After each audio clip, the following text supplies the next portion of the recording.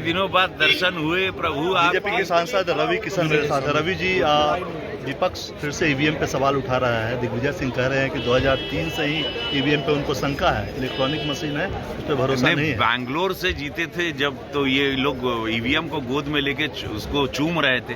अब अचानक इनको ईवीएम से दिक्कत हो गई। ये सारे लोग सही बताएं अपनी राजनीति भूल गए हैं, ये लोग इस देश को भूल गए हैं। इन लोगों को सबको एक साथ मिलकर हिमालय जाना चाहिए, 15-20 साल के लिए आत्मचिंतन करना चाहिए। इनको देश ने नकार दिया है। अब जहां भी चुनाव होंगे, एक ही मोदी जी की गारंटी है, यशस्वी प्रधानमंत्री मोदी जी की। बाकी विपक्ष, ये भ्रष्टाचारी तुष्टीकरण की राजनीति वालों को देश ने नकार दिया गया। वही अभी तक लोग सुधरे नहीं, अभी भी पार्लियामेंट में कुटुर कुटुर कुछ करते रहते हैं। इनको सुधर जाना चाहिए, क्योंकि देश इनको 30-40 साल के लिए अलविदा कह दिया है। सतर्क ये दे रहे हैं कि जो भी बैलेट से वोटिंग होती है उसमें वो जीतते हैं, बीजेपी को हमेशा हराते हैं। बैंगलोर के टाइम कहाँ नाच रहे थे? जहां भी है तेलंगाना के टाइम पे लोग तेलंगाना भी तो जीते हैं ना, तो वहां पर क्या था?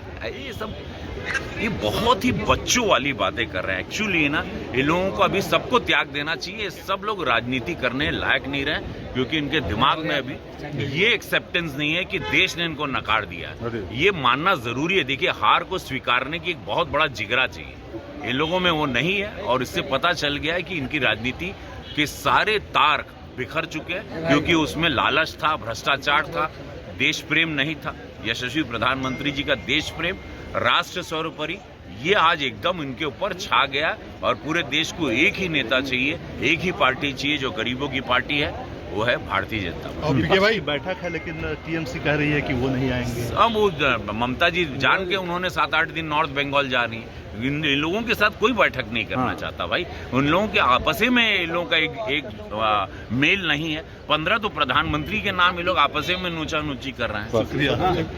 ये तो रवि किशन, उनका साफ कहना है कि ईवीएम पे भरोसा इन्हें हर बार नहीं होता। जब वो हारते हैं, जब जीतते हैं, तो ईवीएम पे पूरा भरोसा होता है। और वहीं विपक्ष की बैठक पे कहा कि इनमें 15 तो प्रधानमंत्री पद के उम्मीदवार हैं, इसलिए इनकी बैठक का कोई लेना देना नहीं। और ममता बनर्जी इस बात को समझ गई है, इसलिए वो शामिल नहीं होना चाहती है। कुमार गौरव, न्यूज़ 24, दिल्ली।